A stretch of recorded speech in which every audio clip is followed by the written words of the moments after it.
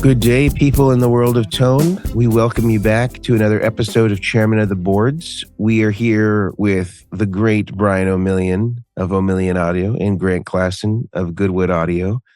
I am Mason Marangella from Vertex Effects, and we are glad to have you listening. And today we're going to be discussing a very controversial topic in the world of tone, which is about the Behringer Centaur overdrive in the lawsuit with which Klon LLC is engaged in, or is soon to engage in. So it's alleged by Klon themselves, by Bill Finnegan, the owner, as well as Guitar.com, which delves into some of the specifics. And we're going to sort of unpack a few of those things, make some commentary on it. Of course, we'd love to hear your commentary on it in the comments section if you're watching on YouTube. We also have this available, of course, in all the places where you can find podcasts, whether that be Spotify, Amazon, Apple Music, all those places that have podcasts. We exist in those places as well. So you can listen to us or watch us on YouTube. And then we also have, I should mention, an amazing Facebook page called Chairmen of the Boards, if you can believe it. And very easy to join. You just go to Facebook, you type in Chairman of the Board, you search in groups, and you'll find our logo with all three of our logos as our faces as part of it. And you click on that, you hit join. We don't have any weird questions yet. And I promise that we'll keep it like that as long as we can until we get weird porn bots that are spamming our members. But until that time, we're going to keep it as is. But I will not delay any further. Let's get into this conversation. I just want to know, as a jumping off point, before this conversation, what did you guys know about the Behringer Centaur overdrive? Any thoughts?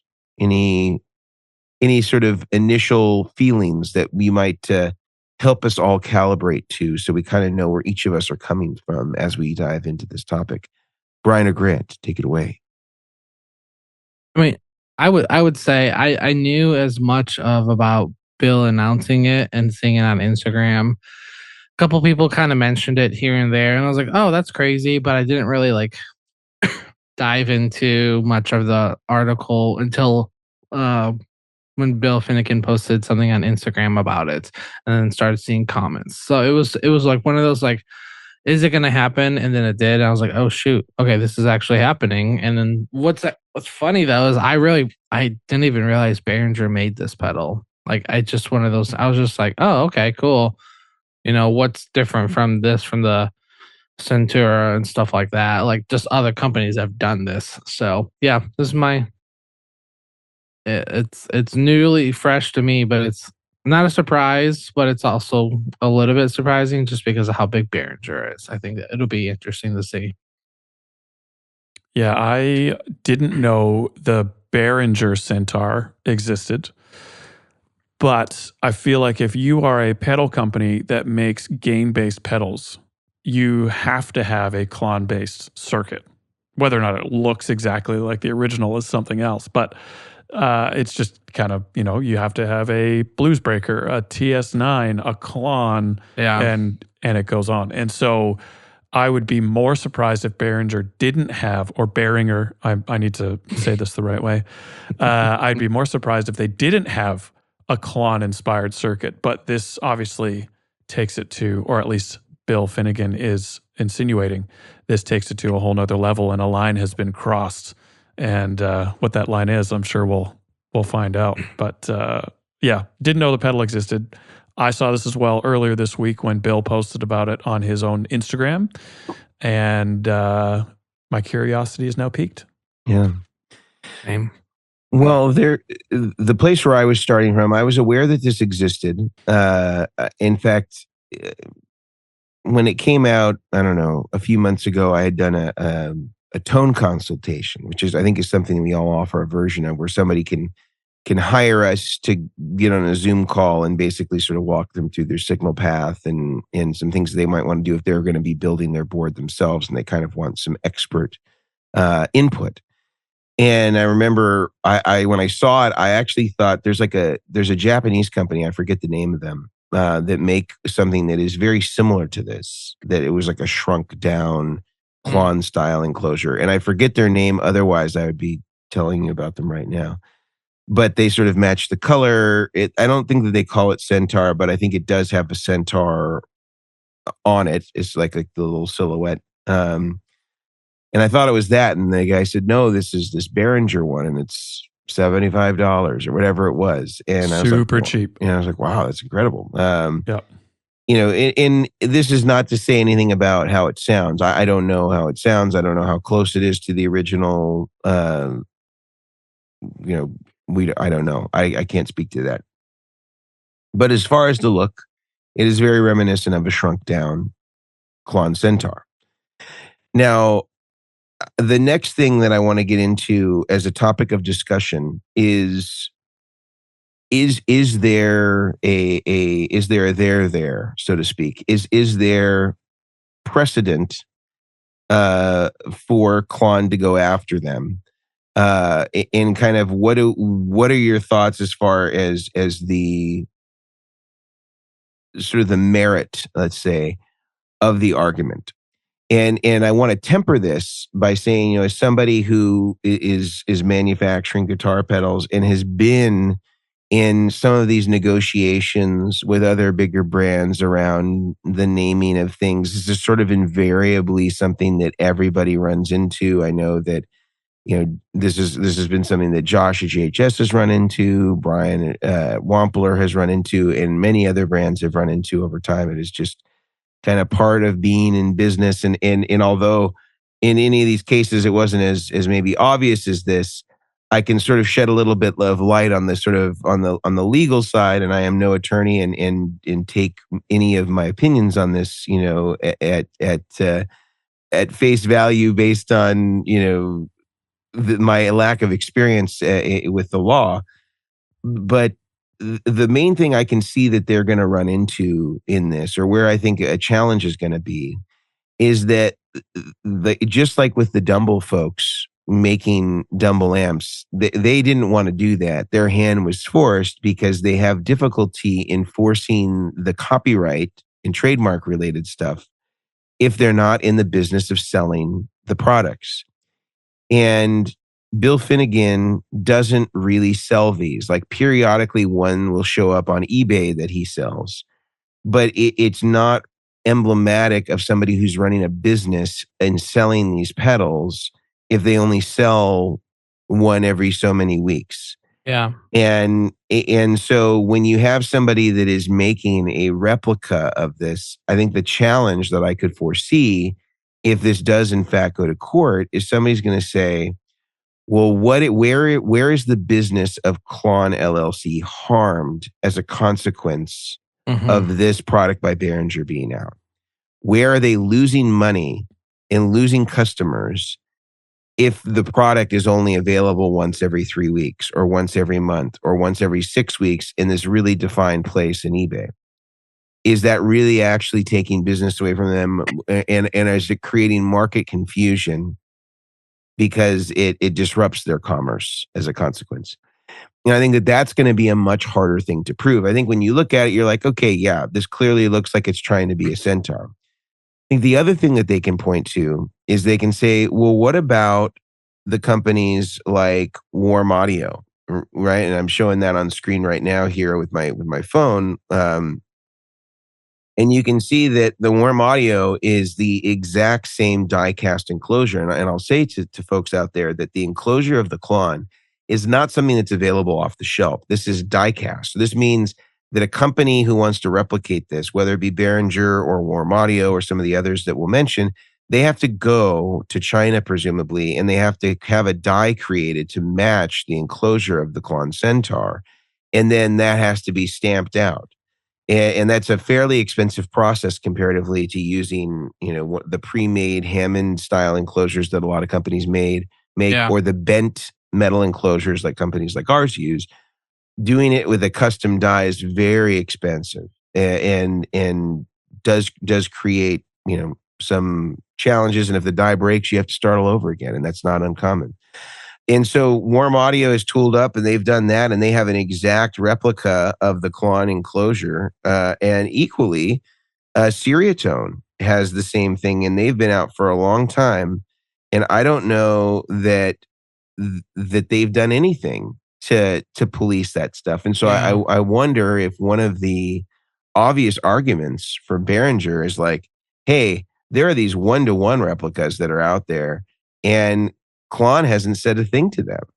And so why are we absorbing the brunt of the upset from Bill Finnegan if there are companies that have literally copied his die? Like, at least we're considerably smaller. We're, we do have the horsey emblem on it. However, I think an argument can be made there. Again, this is playing devil's advocate. I'm not saying that Behringer's in the right. They can say, well, this is a mythical creature. Klon doesn't have any rights to say that they own a picture of a centaur. Like the centaur is a fictional creature, and we're using that fictional creature on our pedal. What do you guys think about those sorts of arguments as it relates to the pedal? Like, is Behringer being singled out because of the size and the pervasiveness of the company? What do you think are kind of like the merits of these justifications? Maybe in me sort of playing devil's advocate here, Brian and Grant. Yeah, I think, again, I also, much less so, understand the law in America. I am up here in Canada, sorry. And you guys just resolve all your conflicts with maple syrup, bath wrestling. And we just pour me some more syrup. Let's have a chat, and we'll get through this together. Just go play a game of hockey. One little apology here and there, and we're okay. And so it's a different world up here in Canada. But no, I do not understand any type of law. Let's be clear on that. So this is strictly my opinion. But I think if an argument was to be made where this is different, is many companies, the ones you listed, Warm Audio, Ceriatone, sorry, and then many others. If you look this up online, there are so many other companies that have dies for the Klons that I don't even know who the companies are. They're everywhere. I think where this one is different is all of those companies that I have found, or let's say the majority, because I might be missing some. The majority of the companies that are making a visually striking Klon clone will call it a clone, which is a very obviously common term in the industry for something that's a copy of, or they will take the name and they'll tweak it. They will take the centaur and put a guitar in its hand rather than, what is it, a spear? A sword. A sword. They'll do little tweaks here and there that you look at it for 10 seconds like, oh yeah, that's a copy, that's a replica. Where Behringer's come along is they have used the same name, centaur, and then obviously the color scheme is the same. The Behringer brand is obviously clearly seen on the pedal. So again, if you are not going to be going on eBay, let's say, and I want to buy a Klon, I've got $8,000, I'm ready to spend it. You are not going to accidentally buy a Behringer Centaur. It's not going to happen. But I think the boldness of Behringer to just say, we're making a Klon clone, we are using the same wording, and we are going to shrink it down, yes. But I think it's one step further in a process where other people have already taken 8 steps into copying the Klon, and Behringer's like, we're going to take it one step. We're going to go 9 out of 10 here. And I think they've taken it that one step further. Whether or not that's enough for a lawsuit, I would be, again, knowing nothing of what I'm talking about when it comes to lawsuits, I would be shocked because there are so many blatant copies. And we're talking about the difference of a letter or two here.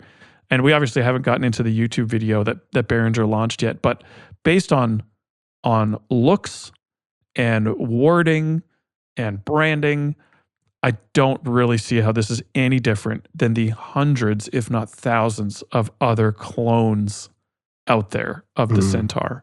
And that's where I mean, I am not educated that much in Klons, but I am not looking at this thing thinking that it is an original. The Behringer branding is on there so big on multiple sides of the enclosure, and it's smaller and this, that, and the other thing. I don't see how there's going to be that much market confusion in comparison to the other clones that are already on the market. I would say, I mean, looking at, I've looked at the article. I see the photos of his versus Behringer's. I see the warm audio one, which the guy's holding a bow and arrow. The Ceriatone one, I think, is probably the easiest one to get confused with the original, in my opinion. And like, it comes in black, it comes in purple. Like, they do all these different colors. Even the warm audio does different ones. I mean, seeing the gut shot, a lot of, so much of it is the same. Yes. I think having the same type of logo, but he's holding a guitar, it's on the edge. Centura instead of Centaur, like the name. They didn't put looking at it, I don't see Ceriatone logo anywhere on the front of the enclosure. Warm audio was the only one that I could see that has, and I've had some of these Ceriatones come through on boards, and they are an exact, like the die. They're part for part. Right? Everything seems the same.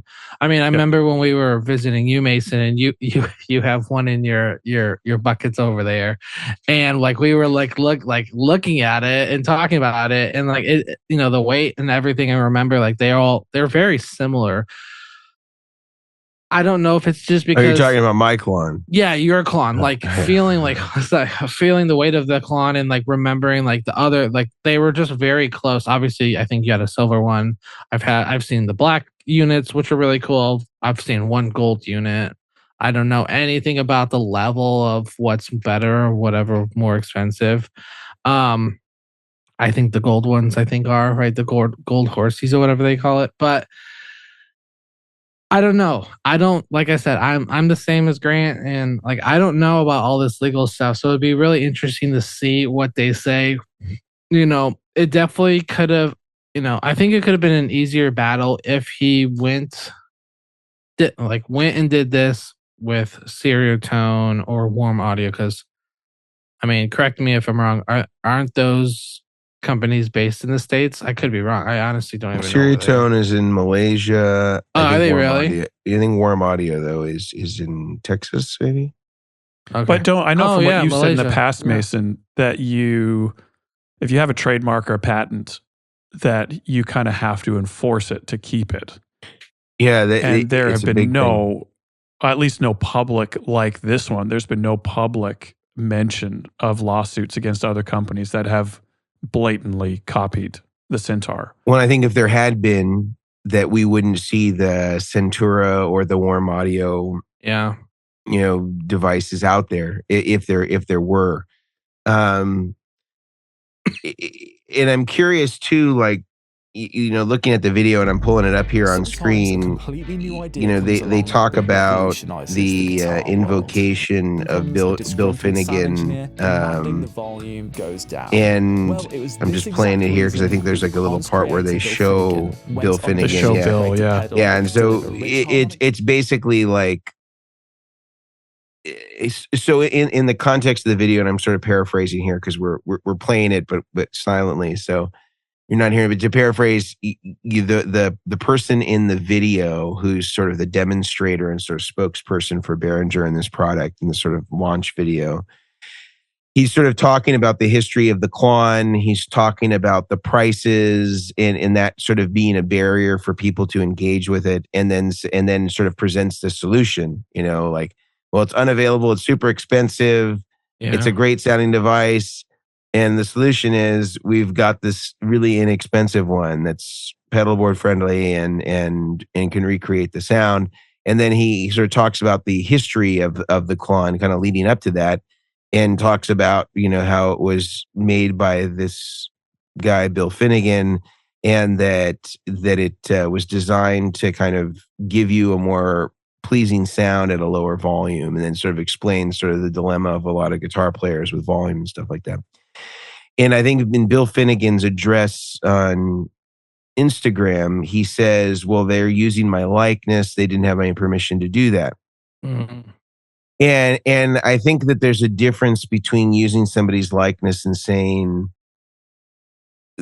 Bill Finnegan is signed off on this, or making it appear as though they had some sort of involvement, which I don't get that from this part that I've seen. Maybe there's some other part that I didn't see that where, they infer that in some way. But in this part, it didn't. It's basically, it would be like if you were a company making Apple iPhone chargers and you said, this is compatible with an Apple iPhone.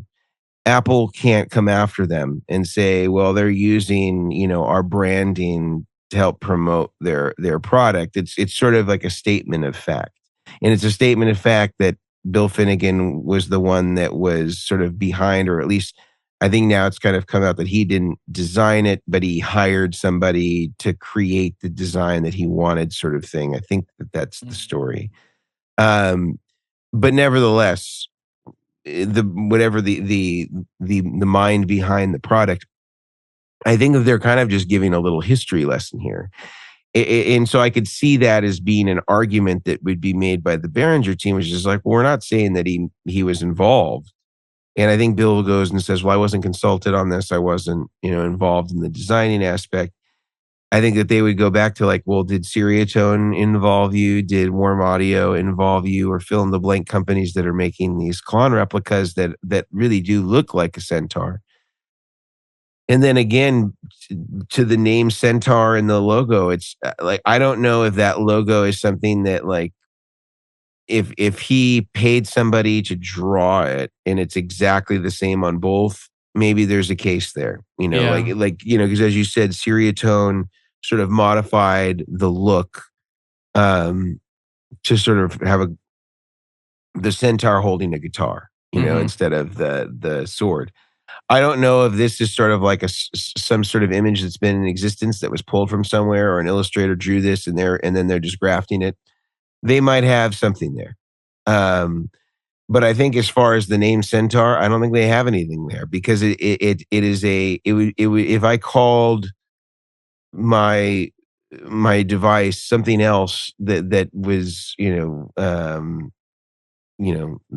Zeus. If I called it Zeus and I had a Zeus sort of, and I think actually TC does have a Klon pedal called Zeus or something like that. Oh, that's funny. And I have a little, illustration of Zeus, like, and somebody else calls that like we're both using a name that is sort of, commonplace. It's available to everybody. Anybody can use that name. It's not like restricted to one thing or another. And I think Centaur would be kind of fall into this sort of that fair use thing. It's like, it's a mythical creature. We've associated in our industry as something associated with guitar pedal or a specific guitar pedal, but I don't think the world sees it that way. And that's kind of like the people that you're going to be proving this point to in a courtroom potentially. But thoughts on sort of the invocation of Bill Finnegan and sort of his, his likeness being co-opted by the Behringer people. Do you think that this is a good argument? Do you think that there is more to this? Other thoughts that are coming to mind as we kind of talk about sort of this, using his likeness as part of their advertising campaign? I think one of the interesting things here is, I do agree, it feels more like a history lesson. Like, this is something that happened in the music industry. Bill Finnegan is a key character in where we are today and how we make and like to sound on guitar. And so I think that's a tricky one. I think I would tweak your example of the iPhone charger, though. Okay, go for it. Give me a better one. That was just the first thing that came to mind. Let's pretend there's no other Klon copies out there right now. It's just Klon LLC and Behringer with their Centaur. Yeah. It would be more like, in my opinion, and push back on this if I'm misunderstanding, it would be more like, in my opinion, Apple has made their iPhone. It needs a charger, it needs an accessory, just like you need to power the Klon. Behringer comes out and they make a smaller iPhone and they call it iPhone. Mm-hmm. Because Klon makes one product, really. They make the Klon Centaur. That is their whole thing. They make the KTR, which is based on the original as well, a little bit different. And so you have Apple. They make one product. It's called the iPhone. Behringer, another big company, comes along and they make a smaller, slightly different product, but strikingly similar, and they call it the iPhone. And again, there are 100 other companies in reality that are doing this, but for the sake of this argument, that's kind of where we're at. Yeah. In that instance, the differences are Apple, the word iPhone in that exact use case didn't exist. Centaur did exist as a mythical creature, like you pointed out. But I think in our industry, if someone says Centaur, there is one thing you think about, and that's it. The association has been made, and it is well established, and it is firmly established in our industry, which is the marketplace that this whole thing is happening in. And I think that's true. I think that's true what you said. But I think that the difference is that the iPhone, the original, it would be as though they only made one a month, or I don't know the cadence of selling them on eBay. And I think that's where, even though the public opinion may be different, right? That Centaur has a very recognizable brand and pedal that they think of when they hear Centaur or Klon. I think the difference is that if they're only making one a month from the legal standpoint, I wonder if they have a leg to stand on, because they're not really operating a business in selling these products. Like, because it's not enough. It's just trickling out the door. one Klon. Can you look up if you go on eBay, does anybody have eBay open? I'm just curious. Let me have a look. Are we talking about 10 Klons a month? Are we talking about? I'm just. He does. I think it's like once a month. I really think it is. Okay, we're searching completed listings.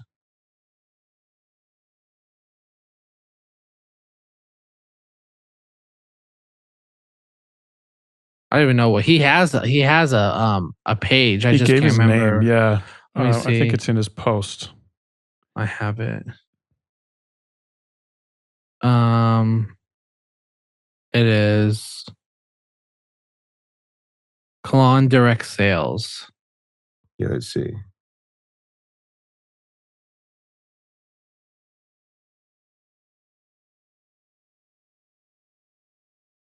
Honestly, don't even know how you search for. I haven't done eBay in forever. Holy moly! That's the other thing I find funny is he's selling on the most outdated marketplace.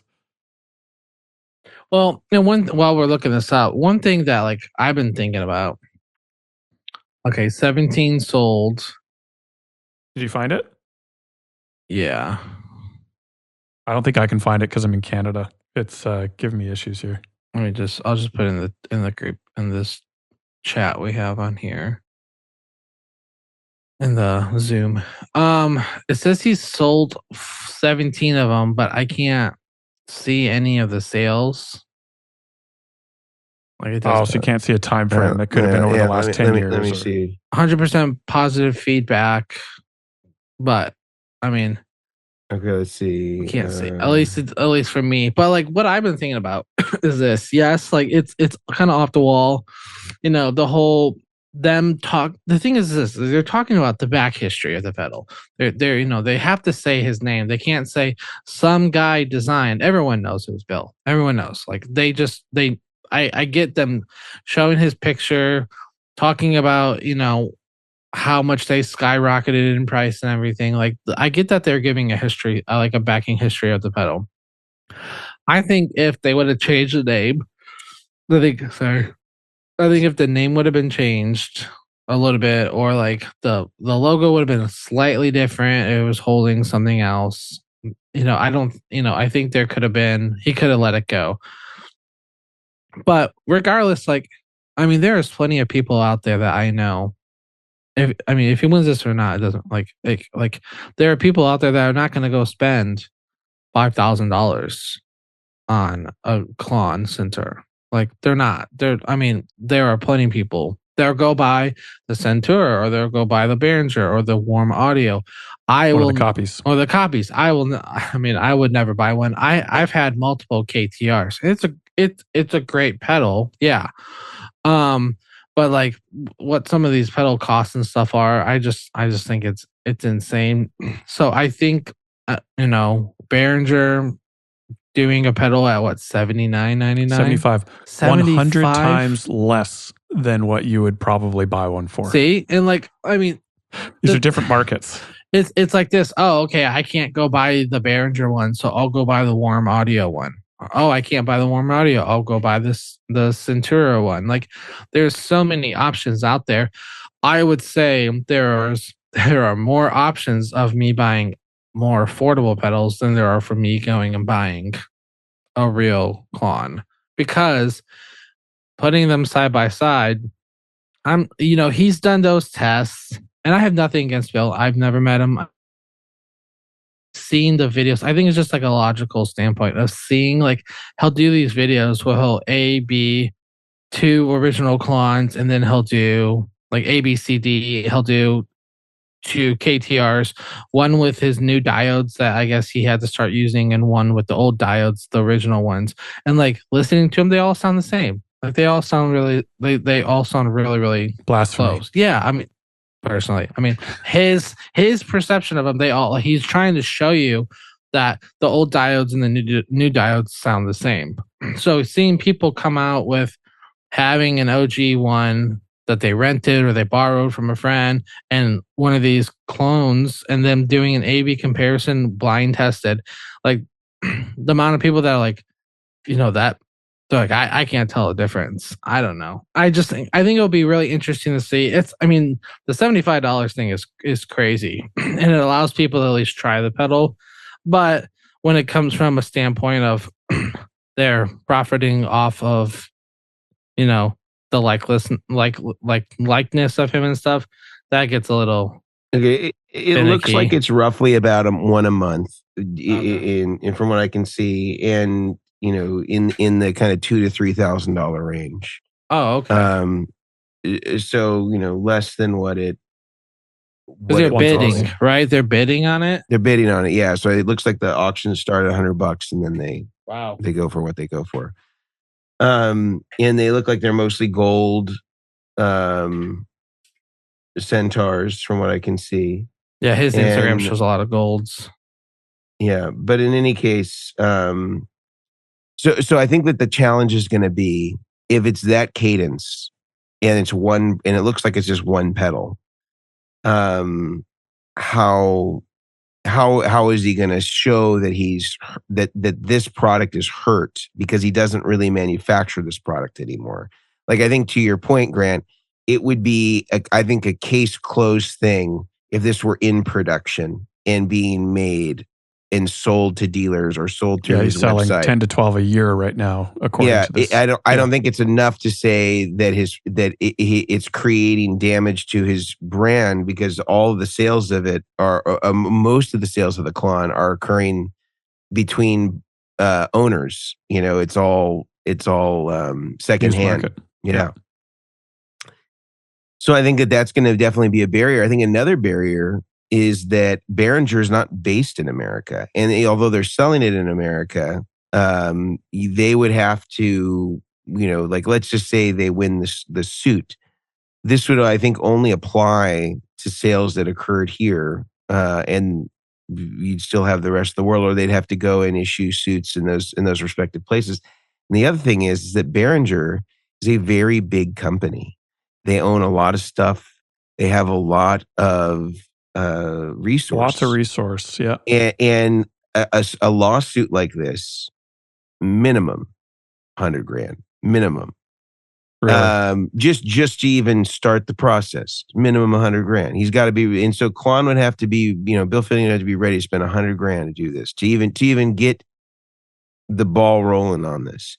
And this is sort of like, we've run in, as I said, we've had things that we've gone through, that we've both been on both sides of sort of the legal spectrum, and in like dealing with attorneys and stuff like that. And most people, in cases like this, either want you to stop or they want you to,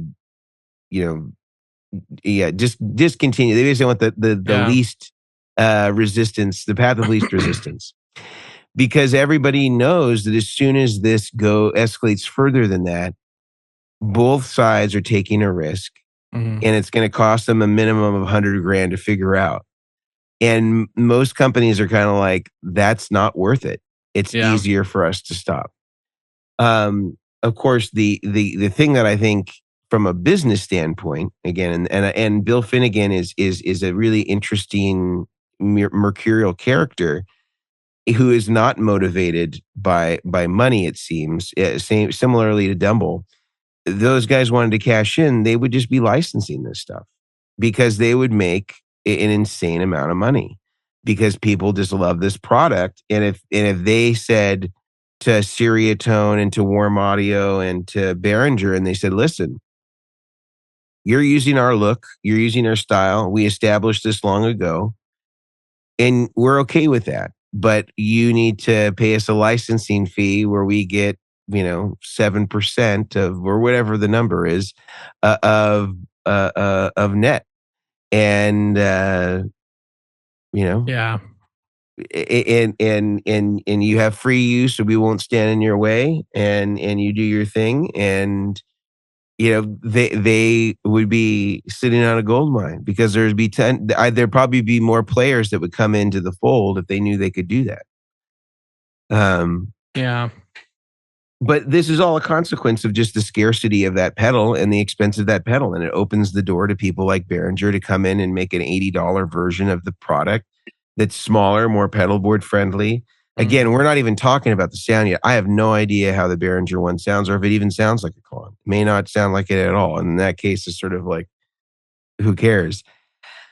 But I think that this is going to be an uphill battle for Bill Finnegan. I think it's going to be hugely costly. I think that they're going to, this is sort of a David and Goliath sort of thing, between Behringer and Bill's got a ton of fans. And I'm sure that there are people maybe that are in his camp that are attorneys that are willing to go, to do this for him maybe. And then that might help offset some of the cost to help fight this. But it seems like it's going to be a really difficult uphill battle based on, the fact that there hasn't been any enforcement for obvious replicas that are looking almost exactly the same as the original Klon Centaur, but maybe don't say Klon Centaur.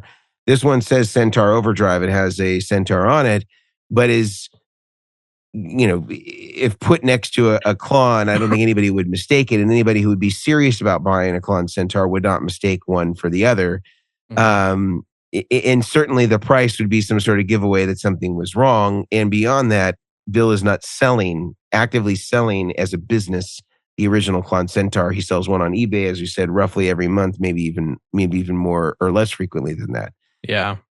I think these are all adding up to being difficult things to be able to justify. But again, I'm no attorney. I don't know. I can just speak from experience that it's going to be hugely expensive, and there are definitely some holes here in the argument. Yeah. I want to continue this conversation as well. I just want to tell you guys, Mason and Brian, and anyone listening, some of the sponsors that make this podcast possible. So listen up. And Brian, you were mentioning that the Guitar Sanctuary, our first sponsor today, they often sell Klon KTRs, the red version. Yep. If you want to support Bill directly, that is one way to do it. At theguitarsanctuary.com, they are a brick and mortar store, which I think is worth mentioning these days as more and more stores are going online. You can go to this place in person and touch the walls, the pedals, the gear in person in McKinney, Texas.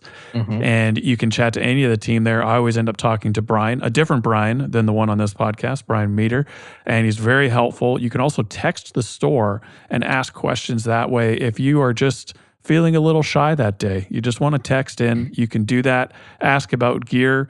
This is the place to go if you need guitar solutions. Guitars, cables, pedal boards, pedals, amps, all sorts of stuff. Check it out at theguitarsanctuary.com or go in person in McKinney, Texas. Next, I want to tell you guys about Neural DSP. They are the makers of the infamous Quad Cortex and the Nano Cortex, two great pieces of hardware. If you're into multi-effects, capturing your physical gear, maybe you have an original Klon and you don't want to bring it out on tour, you can capture the essence of that pedal, and you can put it into your Quad Cortex and Nano Cortex as a digital replica, and it does a great job. Let me tell you that. And now you can just bring your neural hardware, Quad Cortex or Nano Cortex, on the road, and you don't have to risk your original Klon and potentially having it stolen, because it is a hot commodity. And so you can capture it that way. You could also consequently capture your Behringer Centaur as well and A/B them in the neural environment.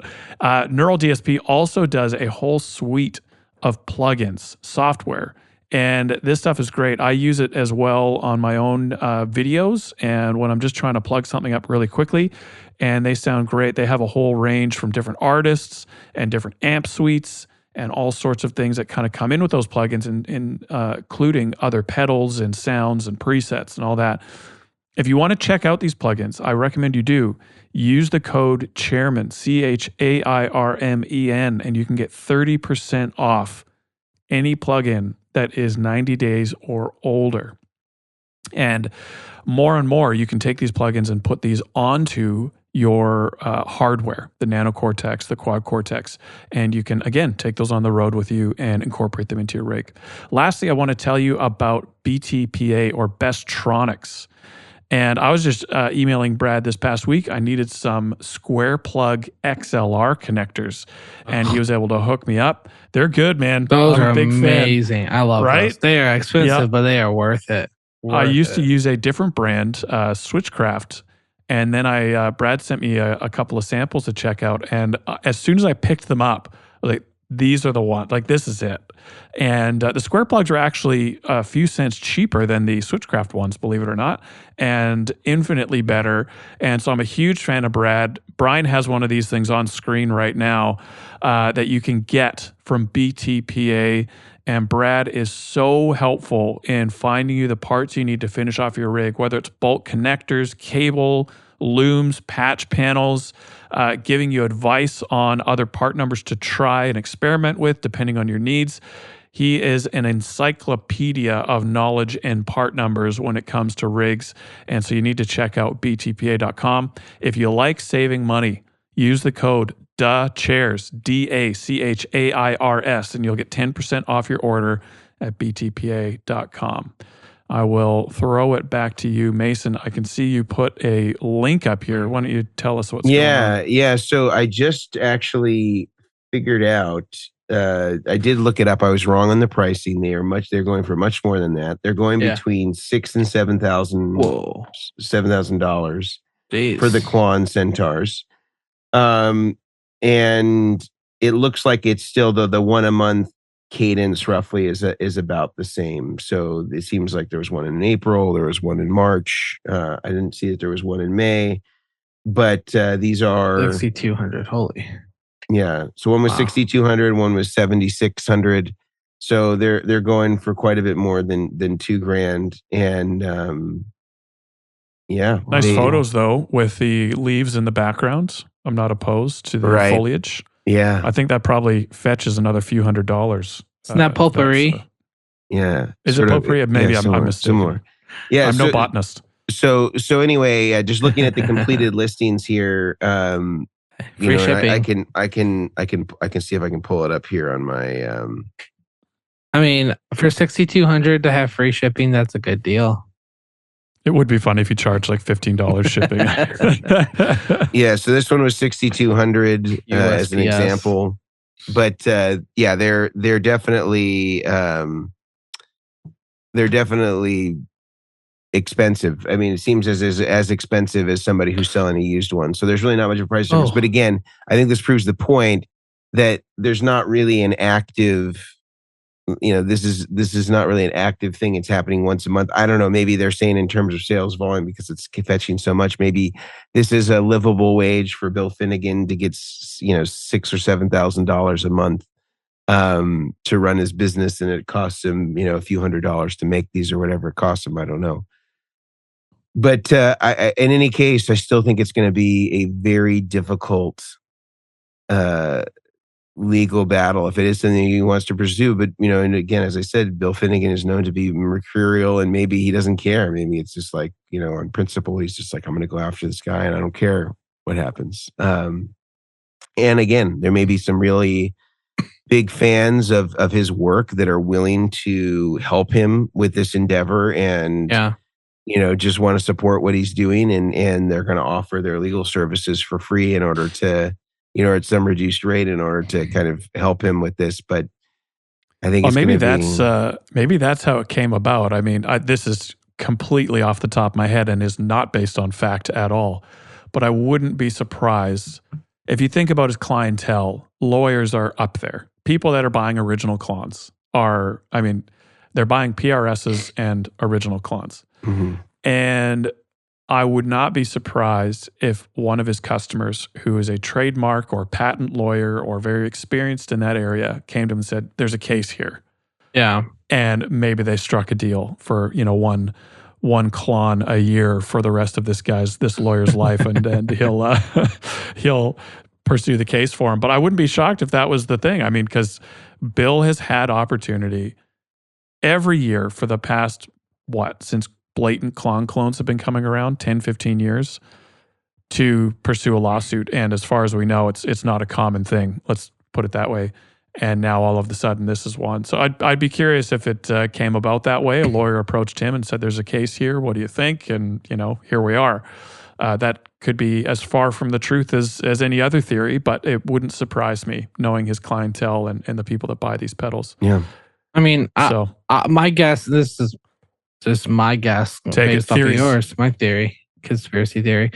My guess is like, there's like a part of me that's like, well, what if he's had plans to start doing more of these? Maybe this once a month thing is just him. Maybe he's going to do 10 a month. Maybe he's getting hit by tariffs. Maybe. You never know. But I think maybe there's I don't know, something that he's been working on that this is now messed with. I don't know.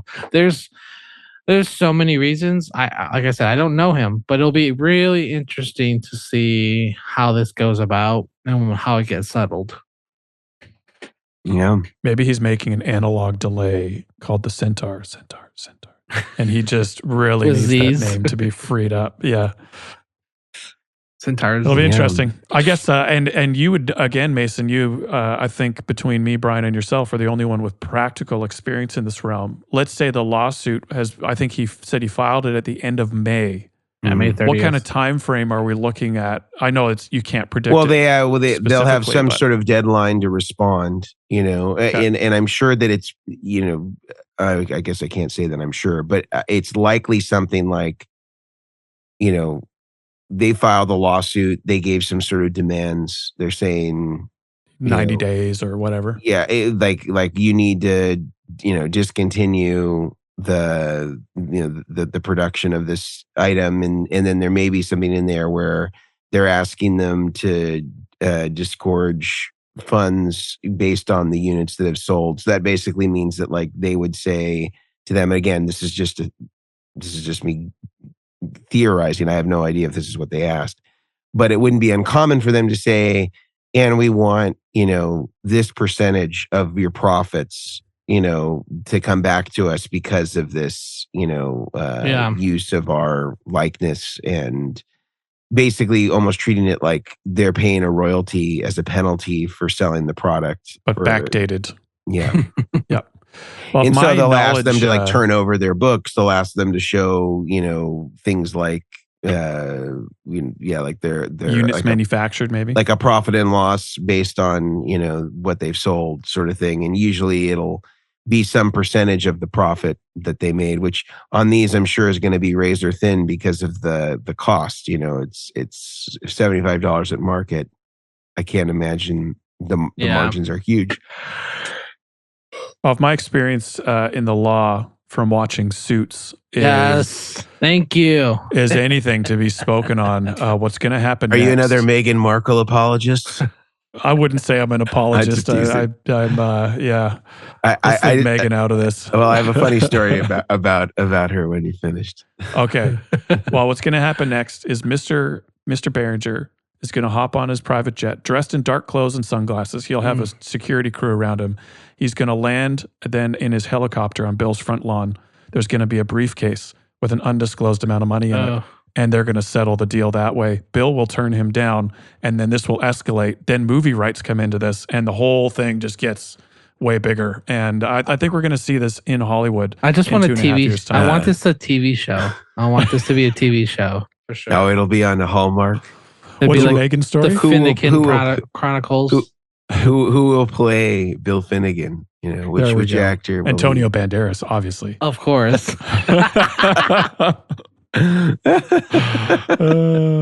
No, he needs somebody more mercurial, like a Nicolas Cage.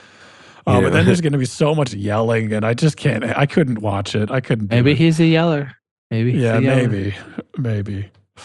What's your story? What's the Megan Markle? I'm kind of just teasing. Like, we have sort of like this polarization in our family about that a lot of my wife's cousins and are really into her shows, like her homemaker shows and stuff like that. And then one of Jenna's uncles is, because she's from a big Filipino family, but all born here, but or her second or third generation, kind of depending on the family. And one of the uncles, was being asked about whether he was watching the new Meghan Markle show, and he's like, "No, I don't watch science fiction." That's funny because he thinks it's all make believe that her new identity. Yeah. But I don't. I feel like, hey, if Netflix is willing to give you a show, like how many people are going to turn that down? No. And that's kind of my thinking. Like, you can't fault her for, if somebody's going to give her a show and pay her to do it. You present that same thing to 100 people, 99 of them are going to say, absolutely. Where do I sign? Come on, Chairman of the Boards, Netflix. Let's go. There we go. Yeah. Man. So Netflix, HBO, whoever wants to, take a risk. Let's do it. Sci-Fi Channel. Nat Geo. We can make it. We can make it work. We can be the next Duck Dynasty. Oh my gosh. Grant's already got the beard. Yeah, I'll keep growing it out in preparation. My gosh. I'll figure it out. All right. Well, yeah, we'll see. Yeah. So maybe we'll see some updates in later this year, I guess. Hey, I would suspect it's going to be a long arc, because usually on this stuff, if they're looking to kind of make it go away, there'll be some sort of settlement offer. Like, I think usually in these sorts of things, I don't know, my sense is that it's always best to not go to court and figure out a settlement, and in a situation where potentially everybody can make money. I think that I would be surprised if this was what Bill would do, but the obvious business choice would be, licensing it, and because. Well, how many units do you think they've sold? Let's like Behringer. It's been out for about 6 months. Probably maybe more. I don't know. At those sort of price points, it's always surprising to me how many they sell, because like there's so little risk from the consumer standpoint to try it. I mean, I bought one right before this episode, before they disappeared, and it was like, in Canadian dollars, it was $125. Yeah, and you don't really have to think about it at that price. But the whole reason I ask, let's say they sold 100,000 of these I don't think units. I don't think it's that number, but I would suspect in the tens of thousands range, like between 10 and 30,000. And what, at $75, they might be making $10 a profit. Yeah, because usually, again, I can only speak to my experience. Like, if you're showing your sort of profit and loss to somebody, or you're showing just your income based on this product, usually you're showing, here are all my expenses, here's what I sold it for at all maybe the different tiers, because you have dealers, you have dealers at all different rates. Some of them are getting 50% off. And then some of them are getting 30% off. And then there's kind of all these different dealers that you've negotiated those amount of points off or percentage off in between. And so you have kind of that listing, then you have sort of like your profit, based on after all of your expenses, and you have to include your marketing and all these other things. And then that's kind of usually the number that you're negotiating around. Is like, okay, this is how much it made, and then this is. So I'm just thinking, like, just throwing numbers out here that are not based on reality. This is just educated guesses. Let's say generously, Behringer's making $10 a pedal, and that at $75 with all of that in there, that's very generous. I would say $10 a pedal times 50,000 units, as maybe they've sold somewhere around that mark. 500. Yeah, I think that's probably generous. I mean, just because of the time, I think it's probably more like, I don't know. I'm always surprised, because when we saw like when Josh did this video about what the biggest selling pedal at Sweetwater was, and it was a Behringer pedal. Little fuzz or the distortion, the orange. It's a $30 pedal. I bought one of those as well. And so this is just to say that like sometimes it will surprise you. Like I would think, okay, if they've sold in 6 months 30,000, that would about the I don't know, 5,000 a month. I don't know. Maybe it's more than that. I mean, maybe I could be totally wrong. But okay, let's just say 50,000 to use the round numbers times 10. 500 grand in profit. Okay. What's Bill going to ask for? 8%? $1 million. I think you probably, I would say that like usually where you see people look at this is like from a royalty perspective. So like what would ordinarily a royalty be? And usually it's like, is somewhere between 7 to 8% of either the 7-8% of like the sale price, or like 15% of the net, something like that. Wow. So we're talking somewhere in the range of, I don't know, $75,000. So if they're getting $10 per, it's like let's just say $1.50 per. Yeah. Per unit. That's 75 sold. grand. Yeah, something like that. So that'd be my guess. That'd be my guess, and I would guess too that if it did go to court, they're gonna, they'll probably get brought back to reality too. Like they maybe were saying we want everything, we want all the profit, and I don't think they'll get that. No, because the other thing is that Behringer can wait them out. Behringer can wait them out for a long time. I could just delay them for years, and they're not even based in America either. So this is like another thing. It's like if they want to go after international sales, it's like a whole other lawsuit.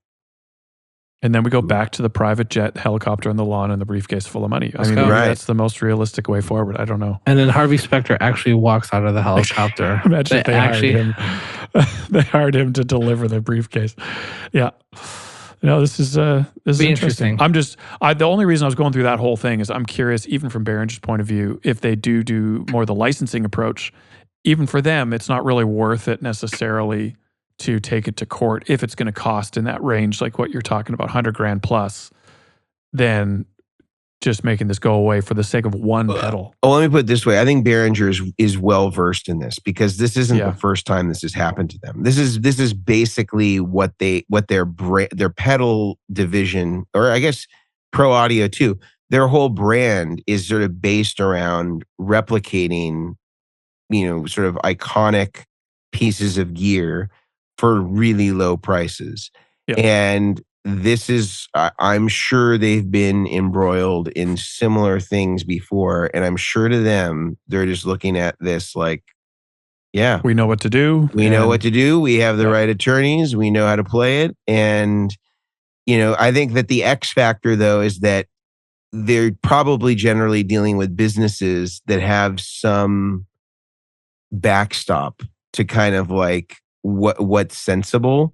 And I'm not saying that Bill Finnegan is not capable of that, but his track record is definitely like a little bit more erratic, and that wild card could be difficult for their attorneys to sort of predict likely outcomes for like how somebody may take something.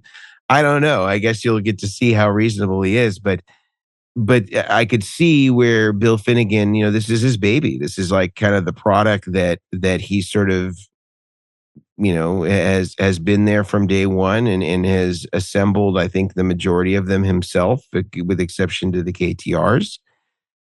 And I could see where he would be incredibly protective and unreasonably so, because this is his world. And so I don't know how that's going to factor in if it should go to court, but we will certainly be interested to see how it transpires in the coming weeks, months, years. And I don't think that that's an unreasonable timeline potentially for these sorts of things. They're generally not resolved quickly. So, yeah. Well, we'll see.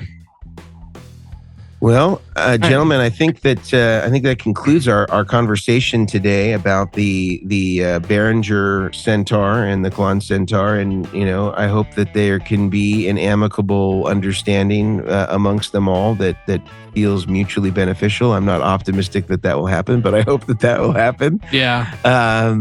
Because I do think that Bill Finnegan is, irrespective of how much of the design was him, he was the ears and the mind that's sort of directing the folks that were making or doing the designing part. I think it's a really iconic pedal. I think it sounds great.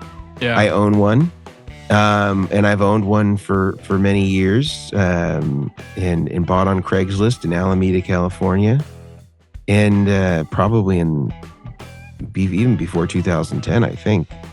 And yeah, I think it was probably 2009 maybe. And I think it's a great pedal. I think it's created businesses for so many other brands. And I think it's certainly a valuable piece of hardware, and I can understand why companies want to replicate it. Yeah. Because it's so popular and it's so difficult to get and so expensive that sometimes consumers are not left with the choice.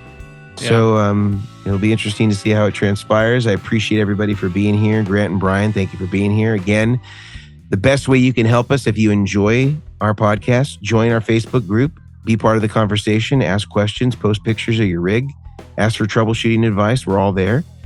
Also, write us a review if you're able to on iTunes, on Spotify, or wherever you listen to this. Subscribe to our YouTube channel, Chairmen of the Boards, and that helps us tremendously. And make sure that you're notified every time that that we release new content. You know that it's up there. Typically every Monday we have a new podcast release. Support our sponsors. By way of supporting them, you're supporting us. And until next week, we'll see you all later. Bye, guys. See you guys.